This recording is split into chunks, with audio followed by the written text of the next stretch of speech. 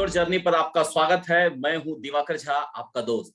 दोस्तों, success story का जो आज का पड़ाव है वो आज पहुंचा है कल्पित निगम जी के पास। कल्पित निगम जी का जो रिजल्ट है दोस्तों कल ही अनाउंस हुआ है और मैं बहुत ही सुपर डुपर एक्साइटेड हूं आज जो उनकी स्टोरी है वो हम लोग सुनने के लिए। और इस स्टोरी से मुझे लगता है कि बहुत लोगों की लाइफ जो है वो बदलने वाली है। बहुत लोग जो ऐसे रिलेट करने वाले हैं। आप लोगों को जो पुराने व्यूअर है उनको याद होगा कि आज से 8 महीने पहले हम लोग एक पैनल डिस्कशन जो है करवाए थे। उसमें कल्पित निगम जी जो है हमारे वन ऑफ द गेस्ट थे। उस समय इनका अनाउंसमेंट नहीं हुआ था रिजल्ट का, फाइनल रिजल्ट का।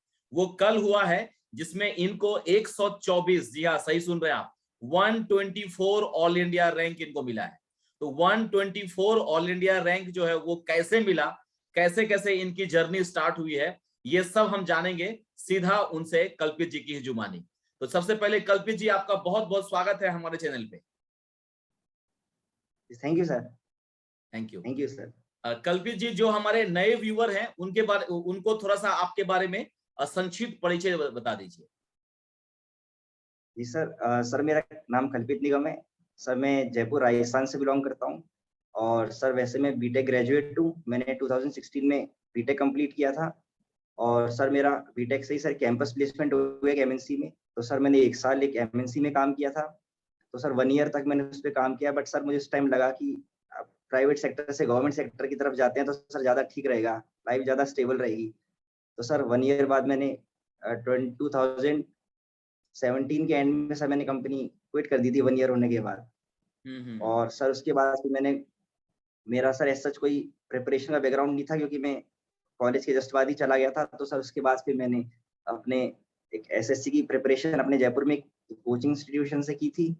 जी। और तो सर स्टार्टिंग में तो सर इतना थोड़ा डिफिकल्टी होती थी क्योंकि सर नया नया इस फील्ड में आया था। और सब कुछ सर मैं क्योंकि बीटेक बैकग्राउंड से था तो सर जो सारी चीजें जो पूछी जाती है एसएससी एग्जाम में सर मेरे लिए बिल्कुल नहीं थी।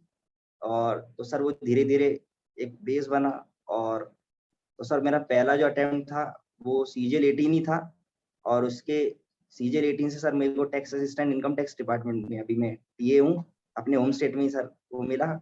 और इसी बीच सर जब मेरी ज्वाइनिंग आने से पहले सीजीएल 19 का भी एग्जाम हो चुका था। सर 2-3 साल का एक जो पीरियड था उसमें सर थोड़ा बेस बन गया था। तो सर फिर मैंने सीजीएल 19 दिया और सर इसमें भी अच्छा परफॉर्मेंस रही। तो सर इसमें जो कल रिजल्ट आया उसमें जो रैंक आई है सर वो। बहुत बढ़िया, सुपर सुपर। कल्पित जी, जी सर। आपके फैमिली बैकग्राउंड के बारे में बताइए, घर में कौन कौन है? जी सर। सर मेरे फादर है वो सर बीएसएनएल में सब डिविजनल इंजीनियर थे। अब रिटायरमेंट वो वीआरएस था ना सर, वो जी। लास्ट ईयर ही रिटायरमेंट ले लिया पापा ने। मेरी मम्मी हाउसवाइफ है। एक मेरी सिस्टर है वो बैंकिंग की प्रिपरेशन कर रही है और सर एक मैं हूँ। Okay okay, very good. मतलब सरकारी वाला ही बैकग्राउंड है पूरा, हिसाब हाँ किताब। सर। जी जी। चलिए, तो आप कैसे एसएससी की तरफ कैसे रुख हुआ आपका? यही गवर्नमेंट जॉब, सॉरी, जब आपको कैंपस मिला तो प्राइवेट का हिसाब किताब देख के आप थोड़ा सा ये हो गए कि नहीं अब सरकारी ही जी ठीक सर। है ये? सर मन में तो गवर्नमेंट ही सर शुरू से था। बट सर क्योंकि वो प्लेसमेंट हो गया था और सर गवर्नमेंट सेक्टर में रिस्क भी थी क्योंकि एक जॉब मुझे जस्ट बीटेक के बाद मिल रही थी। गवर्नमेंट में सर इतनी श्योरिटी नहीं थी ना मेरा सिलेक्शन हो ही जाएगा। और सर कंपनी भी जिसमें मैं था वो काफी एमएनसी अच्छी कंपनी थी। तो सर अभी मैंने ज्वाइन करना सही समझा, रिस्क रहती है अगर सर उसको मैं जाने देता तो। बट सर जब मैंने 1 ईयर वहाँ काम किया तो सर मुझे लगा कि सर जो मेरा था पैशन सर गवर्नमेंट सेक्टर में ही आना था। तो सर फिर मैं वहाँ होते हुए सर इतना टाइम नहीं मिलता था तो मैं इस तरफ नहीं आ पाता। तो सर एक बार फिर मैंने 1 ईयर बाद रिस्क ले ली, रिस्क पे ही सर मैं आ गया। ओके। क्योंकि तो सर ये जो 1 ईयर ये का जो टर्निंग हुआ आपका कल्पित जी, तो इसके लिए कोई व्यक्ति विशेष है जो आपको मोटिवेट किया? सर वैसे तो मेरा पर्सनली इंटरेस्ट था गवर्नमेंट सेक्टर में। जी। सर ऐसा हुआ था ना जब मैं कंपनी में था तो मेरे साथ ही कुछ फ्रेंड्स थे जो उनका भी मेरे साथ ही प्लेसमेंट हुआ था कैंपस। तो सर वो बीच रास्ते में वो भी सर इसी सेक्टर में चल दिए थे कि सर वो उनको गवर्नमेंट जाना है। तो सर उनको देख के लगा कि ठीक है अगर ये भी कर रहे हैं तो सर मैं भी एक बार ट्राई दे ही देता हूँ। और 1 ईयर भी हो गया था सर। तो फिर मैंने भी बस सोचा कि, और फिर सर उस टाइम डिसाइड ही नहीं था पर्टिकुलरली क्या करना है। तो सर शुरू में तो बैंकिंग की तरफ गया था but sir after some time sir ये पता लगा कि बैंकिंग में मैं उतना फिट नहीं हो रहा था। और तो सर प्रीलिम्स वगैरह सब क्लियर हो जाते थे। सर मेंस में मैं थोड़ा रीजनिंग वगैरह के उसमें सर वो फंस जाता था। तो फिर उसके बाद सर मैंने सोचा कि एसएससी में सर रीजनिंग थोड़ी सी बैंकिंग के कंपैरिजन में लाइट आती है। जी। और सर मैथ्स इंग्लिश थी सर, वो मेरी ठीक ठाक थी, तो सर मैंने सोचा कि इसी डायरेक्शन में जाने पे सर सक्सेस मिल सकती है एसएससी फील्ड में। तो सर फिर मैं जी एसएससी की तरफ बढ़ा, तो सर उसमें फिर मॉक टेस्ट वगैरह देता था सर, धीरे धीरे स्कोर आने लगा था सर, और जी जी, कॉन्फिडेंस इसके आया। बारे में हम लोग बात करेंगे।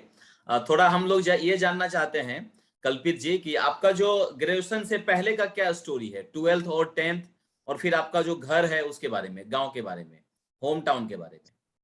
सर होम टाउन तो मेरा सर जयपुर ही रहा है, और सर जी। मेरी स्कूलिंग सर 10th तक तो मैं आईसीएसई बोर्ड में पढ़ा हूँ। तो सर इंग्लिश का अच्छा बैकग्राउंड रहा है स्टार्टिंग से ही। और सर 11th 12th में सर मैं सीबीएसई बोर्ड में हो गया था, और सर साइंस मैथ्स थी मेरे पास। तो जस्ट आफ्टर 12th सर फिर वो मैथ्स थी, क्योंकि तो सर मैंने बीटेक कर ली सर। बीटेक में भी जो मेरा कॉलेज था जेईसीआरसी कॉलेज सर, वो भी राजस्थान का एक अच्छा कॉलेज माना जाता था। अब भी सर हम्म। है प्राइवेट कॉलेजेस में, तो सर मेरी उसमें भी मेरिट ठीक थी, तो सर मुझे ये कॉलेज मिल गया था। और फिर सर क्योंकि कॉलेज अच्छा था, तो सर प्लेसमेंट भी फिर कैंपस प्लेसमेंट हो गया था कॉलेज से ही। हम्म। चलिए जी बहुत सर। बढ़िया, मतलब जयपुर में ही आप रहे हैं, पले बढ़े हैं, जयपुर में ही आपका बचपन बीता है। जी सर। जी सर। और ठीक सर है, अभी भी चलिए। होम टाउन में हूँ, जो मेरी जॉब है होम स्टेट में ही सर। हाँ हाँ, ये तो बहुत अच्छी बात है, मतलब आप गुड लक भी है इस मामले में, और हार्ड वर्क तो आपने किया ही है, क्योंकि 100 में रैंक लाना कोई बच्चों का खेल तो है नहीं। खैर दोस्तों, एक चीज मैं आप लोगों को बता दूं, जो नए व्यूअर हैं, इनको जो मैथ्स में स्कोर है वो मेरे ख्याल से 200 में 200 नंबर है। तो ये सब हम लोग जानेंगे कि कैसे इन्होंने मैथ्स में 200 में 200 स्कोर किया, और एक एक स्टेप को हम लोग अच्छे से समझेंगे। तो बने रहिएगा पूरी तरह से, वीडियो को एकदम चिपक कर रहिएगा, पूरा स्टोरी सुनिएगा, तो इससे बहुत कुछ जो है आपको मिल सकता है। चलिए स्टार्ट करते हैं हम लोग। जो तैयारी का स्टार्ट हुआ था, आपका शुरुआत हुआ था, वो कैसे हुआ था? कैसे कैसे आपने कोचिंग किया कि नहीं किया, कौन सी किताबें पढ़ी, वो पूरा स्टोरी बताइए जब तैयारी स्टार्ट किए। जी सर। सर जब मैं कंपनी से आ चुका था, तो सर फिर मैंने जयपुर में कोचिंग थी सर, केडी कैंपस, वहाँ पे सर मैंने अपनी कोचिंग स्टार्ट की थी। तो सर उस टाइम तो सर इतना मैं अच्छी परफॉर्मेंस नहीं दे पाता था, नया नया था, सब कुछ नया था sir. Sir after some time sir उसमें भी फिर जो मैंने घर पे आके सर थोड़ा अच्छे से वो जो कोचिंग में नोट्स वगैरह पढ़ाते थे सर, उनको थोड़ा अच्छे से रिवाइज करता। और सर फिर मैंने मेंस की कोचिंग कर ली थी एक दूसरे इंस्टीट्यूट में। तो सर उसमें मेरी मैथ्स थोड़ी सी इंप्रूव होने लग गई थी। पहले मेरी मैथ्स सर इस लेवल की नहीं थी कि मैं ऐसे मार्क्स ला पाऊँ। तो सर स्टार्टिंग में तो मेरा बहुत अच्छा स्कोर नहीं आता था मैथ्स वगैरह में।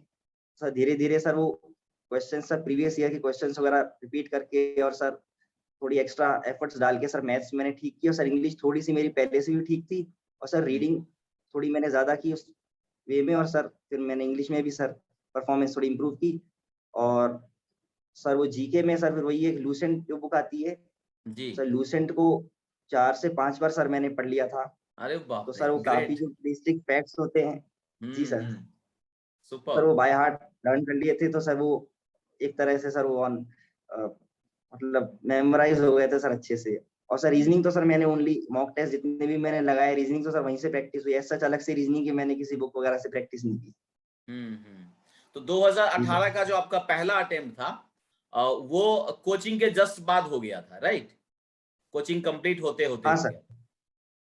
और उसमें टीयर 1 में कितने नंबर थे? सर उसमें टियर 1 में 188 स्कोर था सर।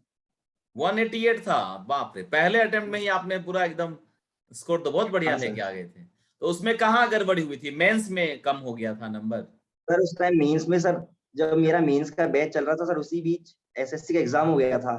तो सर मैथ्स में मेरा उतना अच्छा बेस बन नहीं पाया था जितना बनता, तो सर मेरा मैथ्स में स्कोर कम रह गया था। तो सर इस रीजन से सर मेरे मेरे मैथ्स में 20-30 स्कोर एक्स्ट्रा आ सकते थे, जो सर वो नहीं आ पाए, क्योंकि मेरी कोचिंग चल ही रही थी, इसी बीच मेंस का एग्जाम आ गया। सो कुछ टॉपिक्स सर मेरे कवर भी नहीं हुए थे, अच्छा, तो तो उसी वो खुन्नस हो में गया आप करके जो है, एग्जाम में। उसी खुन्नस में आप 2019 में बोले अब कोई क्वेश्चन छोड़ूंगा ही नहीं, जो आएगा सब बना जाऊंगा। हाँ सर। सर 19 तक तो मेरा मैथ्स कंप्लीट हो गई थी, तो सर फिर मैंने उनको भी अच्छे से टॉपिक्स जो मेरे वीक थे और जो मेरे पहले कंप्लीट नहीं हुए थे सर, उनको जी, भी मैंने अच्छे से किया। और सर फिर एक थोड़ा सा सर एक आपको बैकग्राउंड मिल जाता है, तो आप फिर अच्छा परफॉर्म करते आते हो, नेक्स्ट टाइम थोड़ा फ्लो भी आ जाता है सर। बिल्कुल बिल्कुल। चलिए, जी तो सर। अभी हम लोग एक एक करके थोड़ा समझते हैं चीजों को। जैसे कोई नया लड़का अभी स्टार्ट करेगा तैयारी, मान लीजिए कि आज से वो स्टार्ट करेगा, तो वो मैथ्स की तैयारी कहाँ से शुरू करना चाहिए उसको? एकदम जीरो से, जीरो है मान लीजिए। बिल्कुल सर। तो सर पहले तो अगर उन्होंने कहीं कोचिंग वगैरह कुछ भी अगर कहीं से कुछ लर्न कर रहे हैं सर ऑनलाइन या जहाँ पे भी, सर एक बार जो पढ़ा जा रहा है सर एक उसको अच्छे से सर क्वेश्चंस पे ध्यान दे, क्योंकि जी। सर जो एक बार क्वेश्चंस है एसएससी में सर क्वेश्चंस एक तरह से रिपीट हैं या उनके टाइप फिक्स है सर एक तरह का। तो अगर आप सिमिलर क्वेश्चंस बार-बार देखेंगे और सर मेन बात है सर उसको करने का तरीका भी सर आपका थोड़ा एफिशिएंट होना चाहिए। क्योंकि सर अगर आप थोड़ा शॉर्ट में जाते हैं या अगर अपने खुद के कॉन्सेप्ट्स होते हैं, तो सर वो विथ टाइम कॉन्सेप्ट्स खुद के भी आप बना लेते हैं। एक बार वैसी क्वेश्चंस आप देखते हैं और एक क्वेश्चंस को अगर आप मल्टीपल बुक्स से, मल्टीपल वीडियोज़ में पढ़ते हैं, तो सर किसी-किसी सर ऐसा होता है कि कोई-कोई मेथड किसी टीचर का अच्छा होता है, कोई-कोई मेथड किसी टीचर का अच्छा होता है उस पर्टिकुलर टॉपिक को लेके, अगर मैथ्स की बात करें सर। तो सर अगर आप पहली बार देख लीजिए, अपना टाइम देके सर शुरू में टाइम तो देना पड़ेगा सर। और बिल्कुल, आपको जो बिल्कुल। मेथड सूट करता है तो उसकी तरफ बढ़ लें सर, ये है। और उसके बाद जो उसमें अगर अच्छा लगता है सर आप, और विद प्रैक्टिस क्वेश्चंस रिपीट भी होते हैं और एक टाइप सर एक पकड़ में आ जाती है, तो सर फिर नेक्स्ट टाइम जितनी बार आप प्रैक्टिस करेंगे सर, मेजर प्रैक्टिस है, तो वो आपके लिए सर वो ईज़ी होता रहेगा सर वो। हुँ, प्रैक्टिस भी होगी तो सर फिर वो स्पीड अपने आप आएगी। स्पीड अपने आप आएगी। ठीक है, और जी। ये रीजनिंग तो आपने प्रीवियस ईयर से ही किया है, कुछ अलग से कोई स्पेशल बुक वगैरह नहीं किया? हाँ सर, लगभग सर प्रीवियस से और थोड़ा जो मॉक टेस्ट वगैरह लगाता था सब, जैसे मैंने टेस्ट दिया, उसमें हुँ, मैं क्वेश्चंस नहीं कर पाया, तो जब मैं उसका जो सॉल्यूशन आते थे सर, सॉल्यूशन मैं अच्छे से एनालाइज़ करता रीज़निंग में सर कि इस क्वेश्चन को कैसे किया जा रहा है और क्या। और सर थोड़ा बहुत कोचिंग में जो मैंने की थी सर, उसमें भी मेथड्स होते थे, तो सर मिला-जुला के मिक्स करके any how sir major role sir मेरी रीज़निंग में मॉक टेस्ट वगैरह का रहा है। उसके हुँ, हुँ। सॉल्यूशंस को अच्छे से एनालाइज़ करता था सर मैं। क्योंकि सर रीज़निंग मैंने ढंग से उतना ध्यान नहीं दिया था, तो सर वही सोर्स था मेरा। हुँ, हुँ। चलिए, और लुसेंट को आपने बोला कि 4 बार पढ़े थे, अच्छे से रट लिए 4 से थे। 5 बार। तो हाँ सर। कैसे कैसे किया इसको? यहाँ तो मुझे जितने बच्चे मिलते हैं, खास करके इंजीनियरिंग बैकग्राउंड वाले, वो तो बोलते हैं मुझे नींद आ जाती है लुसेंट देख के ही। तो कैसे किया आपने? सर वही है ना सर, जैसे आप टेस्ट देता था मैं, मैंने पिछले सर एग्ज़ाम जैसे मैं दिया, तो उसमें मैंने देखा सर जो बेसिक-बेसिक क्वेश्चन्स थे सर, जो अगर मैं मुझे याद होते तो सर मेरे 2-2 मार्क्स करके बहुत सारे स्कोर अपने आप बढ़ सकता था, जो मैं लैग करता था। तो सर मैंने सोचा कि सर जो बेसिक क्वेश्चन्स हैं, कम से कम ये तो गलत नहीं करने हैं। अगर कोई घुमा हुँ, के एक समथिंग ऐसा क्वेश्चन आता है सर, उसका तो नहीं, तो बिल्कुल स्ट्रेट फॉरवर्ड क्वेश्चन है सर, उसको तो अगर याद हो तो सर आपका जो स्कोर एक 10 से 12-15 नंबर का सर डिफरेंस आ सकता है 15 मार्क्स का। तो सर वो एग्ज़ाम में बहुत मैटर करता है। तो हुँ, सर इसको हुँ। देखते हुए सर मैंने सोचा कि जितने बार जैसे एक सब्जेक्ट मैंने जैसे हिस्ट्री लिया, तो सर 4 से 5 मल्टीपल टाइम्स उस तरह से हो गया अलग-अलग रीडिंग पे। और जब मॉक में मैं देखता, अगर मॉक में मुझे कुछ लगता है ये क्वेश्चन मैं मिस कर गया, तो उस टॉपिक को मैं वापस लूसेंट से एक बार रेफर कर लेता, ताकि उसके आगे पीछे के भी सर कुछ होता है तो उसके अलावा भी एक्स्ट्रा पॉइंट्स मिल जाते। तो हुँ, हुँ। ऐसे करके सर वो फिर वो इंटरेस्ट भी आ गया था थोड़े टाइम बाद सर लूसेंट में भी की। हुँ, हुँ। चलिए, बहुत बढ़िया। और इंग्लिश की तैयारी कैसे किए थे? पीटी और मेंस, मतलब टियर 1, टियर 2 के लिए? सर टियर 2 में सर एक मैथ्स की मेरे पास जो पर्सनल बुक है सर, एक प्रिंस टू पैरामाउंट, एक जो एक हुँ। बुक आती है जी, सर, जी। उसपे सर अच्छे से ग्रामर की थी, मैंने अच्छे से ग्रामर पढ़ी थी। हुँ, और हुँ। सर जब ग्रामर की अच्छी प्रैक्टिस हो गई थी सर, साथ ही साथ में न्यूज़पेपर रीडिंग भी मैंने स्टार्ट कर दी थी। हुँ, और सर हुँ। न्यूज़पेपर रीडिंग से क्या होता है सर, एक तो रीडिंग का फ्लो आ जाता है, क्योंकि सर जी। 50% एग्ज़ाम अगर आप मेंस को देखें तो सर रीडिंग पे ही बेस्ड है, क्योंकि कॉम्प्रिहेंशन, क्लोज़ टेस्ट और आपके जो सर वो पैरा जंबल्स, पीक्यूआरएस वाले क्वेश्चन्स आते हैं, तो अगर आपकी हुँ, रीडिंग स्ट्रॉन्ग होगी तो सर आपको बहुत ईज़ी रहेगा उसको करने में, वो क्वेश्चन्स बिल्कुल। करने में, क्योंकि वो ओनली ग्रामेटिकल पोर्शन के अलावा भी रीडिंग से फ्लो में भी आप बहुत ईज़िली कर सकते हैं। हुँ, हुँ। और जब ग्रामर स्ट्रॉन्ग हो गई और रीडिंग भी स्ट्रॉन्ग हो गई, तो सर विथ रीडिंग अच्छे-अच्छे वोकैब वाले वर्ड्स भी आते हैं, उनकी मैं डिक्शनरी रख के मीनिंग्स चेक कर लेता था। और सर मैंने एंटोनिम सिनोनिम्स के लिए सर एक एमबी पब्लिकेशन की सर बुक आती है एंटोनिम सिनोनिम की, और हुँ, एक इडियम हुँ। फ्रेजेस की।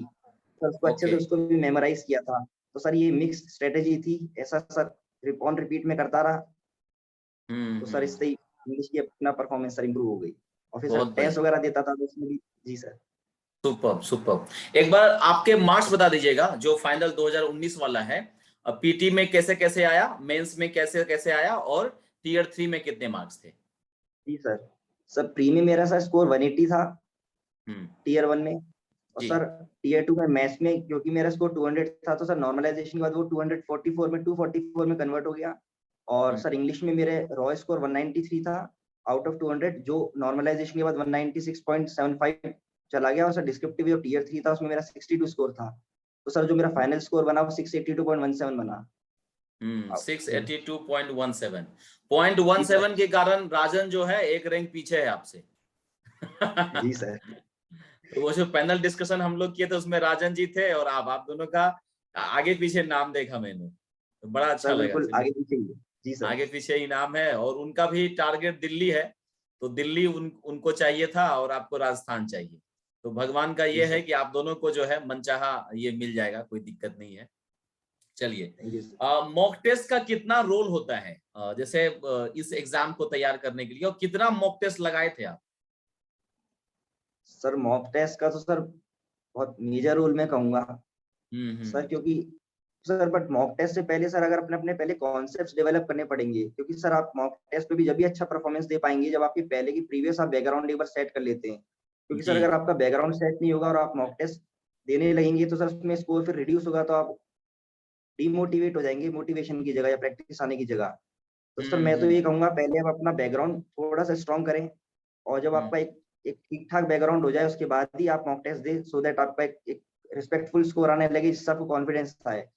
और हम्म। जो भी क्वेश्चन है जैसे मॉक टेस्ट में आया, हो सकता है मॉक टेस्ट के सोल्यूशन में उसका जो सोल्यूशन दिया गया है वो सोल्यूशन जो आपको सोल्यूशन आता है सिमिलर क्वेश्चंस में वैसा ना हो। तो आप ऐसा कर सकते हैं, क्वेश्चन तो वहां से कर लें, जो सोल्यूशन है उसका नहीं पसंद आता तो आप प्रीवियस जहाँ से आपने पढ़ा है वो उस लॉजिक से देख लिए, तो सर वो बात वही है सर, क्वेश्चन वही रिपीट हो रहे हैं, तो आप अपने कॉन्सेप्ट से करेंगे या जहाँ आपने पहले पढ़ा है। और जितनी बार सर मॉक टेस्ट करेंगे तो सर एक ही टेस्ट में आपके मल्टीपल जो टॉपिक्स होते हैं, मैथ्स के एग्जांपल दे रहा हूँ, तो सर कवर हो जाते हैं एक ही टेस्ट में। 25 क्वेश्चंस आते हैं सर, 25 क्वेश्चंस अलग अलग टॉपिक्स से हैं, तो एक ही अगर आप टेस्ट देंगे तो एक ही बार में एक ही सिटिंग में आपको अलग अलग टॉपिक्स के क्वेश्चंस दिख जाएंगे, जो आपकी तो प्रैक्टिस भी होगी। और आफ्टर टेस्ट जब आप उनको प्रैक्टिस करेंगे तो, वरना होता क्या है सर, हम जब मैथ्स बुक्स से पढ़ते हैं तो सर हम एट अ टाइम एक ही टॉपिक कर रहे होते हैं, प्रीवियस टॉपिक करे हुए कुछ टाइम होता है तो सर वो उसके कॉन्सेप्ट पुराने हो जाते हैं, भूलने लगते हैं। टेस्ट देते हैं तो सर वो कॉन्सेप्ट्स आपके दिमाग में सर वो रिपीट होते रहते हैं, आप भूलने नहीं करेक्ट। लगते सर, आपका वापस कमांड आती रहती है। हम्म। तो मॉक टेस्ट का बहुत बड़ा रोल है, नहीं मॉक टेस्ट लगाना बहुत जरूरी है। नए एस्पिरेंट आप ध्यान से सुनिए, बिना मॉक टेस्ट के कहानी नहीं बनने वाली है, तो मॉक टेस्ट से डरना सर नहीं है।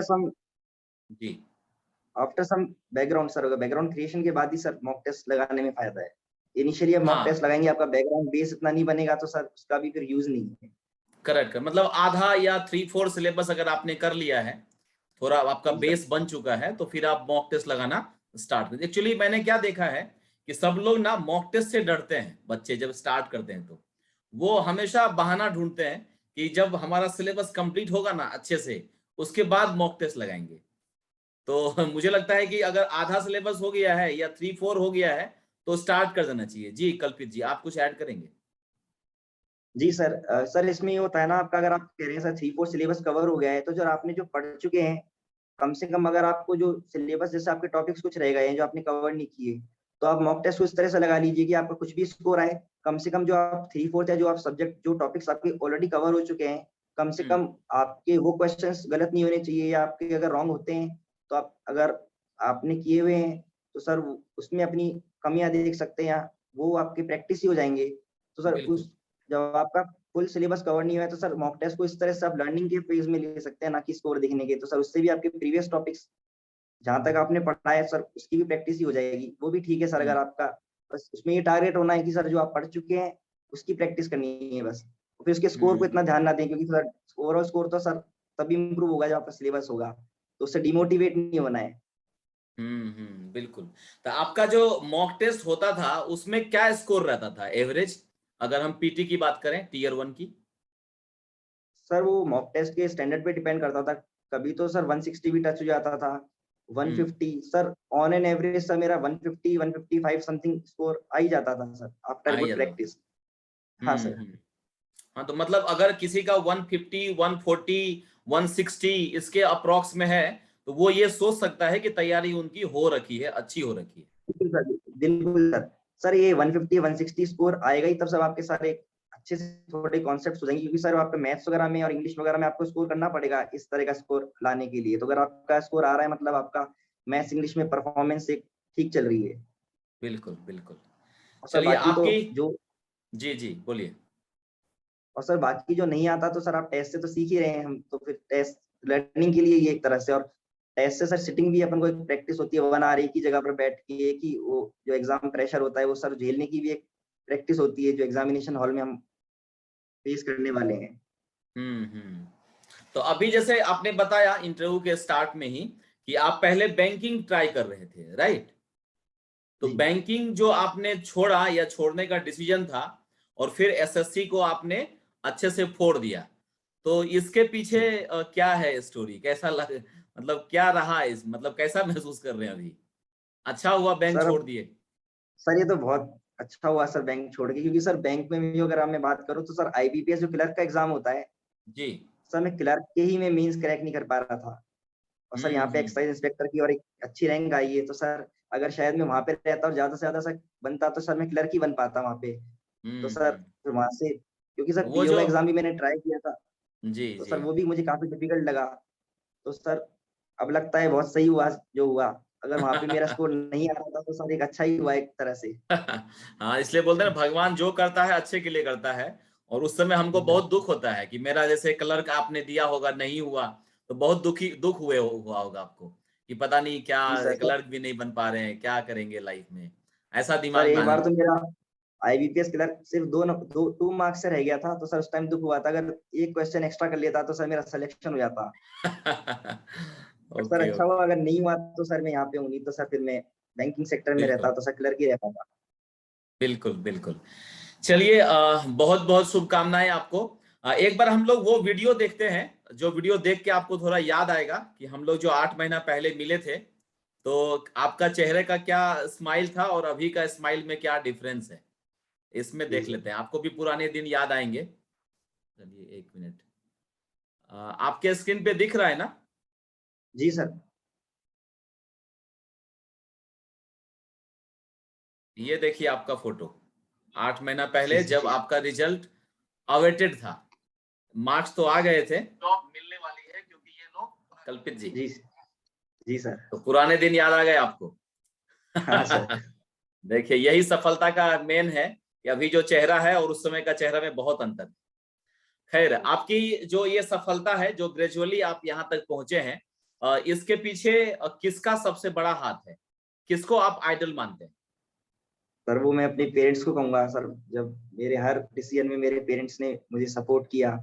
सर जब भी मैं डाउन फील करता था सर, मेरे फादर ने मुझे हमेशा मोटिवेट किया है कि सर सिलेक्शन हो जाएगा, कोई दिक्कत नहीं है। इवन सर जब कंपनी लीव करने का डिसीजन था सर, वो हार्ड था, बट पेरेंट्स ने मुझे सपोर्ट किया। अगर मैं छोड़ना चाहता हूँ, अगर वो सेक्टर और इस अनसर्टेनिटी में आना चाहता हूँ सर, जो गवर्नमेंट सेक्टर के एग्जाम्स की थी उसमें भी सर मुझे अपने फादर ने सपोर्ट किया, मना नहीं किया कि ऐसा बिल्कुल बिल्कुल, ये जो था। बहुत बड़ी बात होती है कि नौकरी आप कर रहे होते हैं और उसको छोड़ के घर बैठ जाते हैं, पैसा भी आना बंद हो जाता है। पापा भी वीआरएस ले बिल्कुल चुके थे लास्ट ईयर, जैसा कि आपने बताया। जी तो उस समय भी आपके पापा जो है कंधे से कंधा मिला के आपको जो है सपोर्ट करते रहे कि नहीं बेटा तू कर सकता सर। है।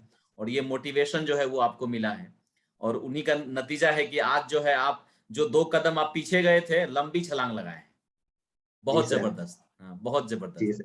थैंक यू कोई सर। एक मैसेज देना चाहेंगे बच्चों को जो भी एसएससी की तैयारी कर रहे हैं और उनके लाइफ में उतार चढ़ाव होता है, कोई जो है डिमोटिवेट करता है, तो उस तरह की सिचुएशन आपके लाइफ में भी आई होगी, तो बिल्कुल उसमें सर। कैसे आप कम आउट किए थे, और कैसा कोई इंसिडेंट हो तो वो भी बताइए। सर सर जब फेलियर होता है, जैसे एग्जाम्पल मेरा बैंक में फेलियर था, और सर 17 वाले एग्जाम में भी जो इतना लंबा स्टे था, और सर उसमें ये भी नहीं मालूम था कि सीजे 18 कब होने वाला है, क्योंकि 17 पे स्टे था, कोर्ट स्टे। तो 18 नहीं हो रहा था, फॉर्म फिल कर रखा था, और बिना एक्चुअली सर एग्जाम डेट के बिना ही तैयारी कर रही थी, कि पता ही नहीं था एग्जाम कब होने वाला है, बस just तैयारी चल रही थी। और सर जैसे मैं बैंक्स में फेल हुआ, और काफी समय डिमोटिवेट हो जाता था, क्योंकि जब मेरा 2-2 3-3 मार्क्स का सिलेक्शन नहीं होता था। बट सर यही था कि एक तो सर कंसिस्टेंट रहा सर मैं अपने एफर्ट्स में। ऐसा नहीं था सर कि मैंने पढ़ाई छोड़ दी। सर हमेशा मैं फ्री टाइम में भी, जब कोई एम नहीं था, जब कोई एग्जाम डेट नहीं थी, तब भी सर मैं एक रूटीन जो मेरा था, स्टडी रूटीन सर, उसको मैंने ब्रेक नहीं किया। मैं 8 to 10 आवर्स जो भी सर स्टडी टाइम था सर, उसको मैं मेंटेन रखता था। और सर वो डिमोटिवेट होता भी था तो सर फिर फैमिली के थ्रू या जैसे भी सर वापस मोटिवेशन लेके सर वापस अपने एम पे लग जाता था। और हम्म। सर कंसिस्टेंसी तो सर की है। कंसिस्टेंट तो सर रहना पड़ेगा अगर आपको एक अच्छा रिजल्ट चाहिए, क्योंकि सर विदाउट कंसिस्टेंसी सर कुछ नहीं होगा। बिल्कुल बिल्कुल। चलिए, कोई एक मैसेज नए बच्चों के लिए आपके तरफ से? सर मैसेज तो ये कहूंगा सर, एक तो जो अपने एफर्ट्स लगे सर, ऑनेस्ट एफर्ट्स हो। जैसे अगर आप एक फिक्स टाइम, अगर आपको लगता है इतना स्टडी टाइम नहीं दे पाते, तो सर आप ब्रेक्स में भी आप पढ़ सकते हैं। फॉर एग्जांपल आप सिटिंग डिवाइड कर लीजिए, बट एक एम होना चाहिए sir, 7 to 8 minimum hours sir study में देने ही पड़ेंगे। प्लस सर आप जो भी कॉन्सेप्ट करें सर, उसको ऑन रिपीट रखते रहें, चाहे मॉक टेस्ट के थ्रू या सर वैसे भी अगर आप फ्री हैं। और जैसा सर मैंने बताया, फ्री टाइम में भी अगर आप न्यूज़पेपर रीडिंग वगैरह करते हैं, तो उसमें भी एक्चुअली आपको न्यूज़ भी मिल रही होती है, प्लस आपकी इंग्लिश न्यूज़पेपर सर, तो उसका एक फ्लो भी आपका सबकॉन्शियस माइंड में सर वो जा रहा होता है, तो इनडायरेक्टली सर वो भी काफी हेल्प करेगा। और रीजनिंग में भी सर अब वही, आप जैसे करंट अफेयर्स का वेटेज अब लास्ट 2-3 ईयर से काफी बढ़ गया है, 10 to 12 question sir current affairs के आ रहे हैं। तो सर उसके लिए भी यूट्यूब पे वेरियस चैनल्स है और काफी अच्छा सोर्स है। तो सर अगर आप करंट अफेयर्स पे भी आप कमांड रखने के लिए सर वो वीडियोस देख लेते हैं, तो सर करंट का भी अब अच्छा रोल है। तो 10 to 12 क्वेश्चंस में आप करीबन अगर सर 7 to 8 क्वेश्चंस भी कर पाते हैं, तो आप काफी लोगों से आगे निकल चुके हैं। करंट पे लोग इतना नहीं भी ध्यान देते, तो आप 7 to 8 क्वेश्चंस करके भी उनसे काफी अच्छा रिस्पेक्टफुल स्कोर खड़ा कर सकते हैं। और मैथ्स, इंग्लिश और सर रीजनिंग जो है सर, वो उसका तो स्कोर अलग से आपको इंक्रीज करना ही पड़ेगा। बिल्कुल बिल्कुल। सर एक जीके अगर आपकी अच्छी हो गई ना, तो सर आप काफी लोगों से बहुत आगे जा सकते हैं। अगर किसी की मैथ्स इंग्लिश अच्छी है, तो आप उसको ओनली जीके वगैरह में ही पीछे कर सकते हैं, क्योंकि अगर आपकी जीके अच्छी है, तो सर फिर आप ऐसा कोई भी फील्ड नहीं है जहाँ पे आप लैग करेंगे, तो फिर आपका सिलेक्शन तो बहुत अच्छा चांस बनेगा। होना ही है। तो दोस्तों, एक मैसेज है कल्पित जी ने दिया है आपको कि मैथ इंग्लिश तो सब लोग कर लेते हैं, जीके जीएस में सब लोग उतना स्कोर नहीं कर पाते हैं। तो मतलब वो एक ऐसा एरिया है जहां पर अगर आप दूसरे से आगे निकलते हैं तो ऑब्वियसली रैंक आपका बहुत अच्छा जाएगा, और जैसा कि कल्पित जी ने कर दिखाया है अपना 124 रैंक लाके। जी कल्पित जी, हमसे बात करने के लिए बहुत बहुत शुक्रिया, धन्यवाद। आपका जो भी मेडिकल, फिजिकल और डीवी है, उसके लिए हमारी हार्दिक शुभकामनाएं हैं। अच्छे से वो कंप्लीट कीजिए और फटाफट जो पहला सैलरी है वो फटाफट आपके अकाउंट में आए, हमारी यही दुआ है। Thank you very much. Thank you very much sir, thank you very much sir.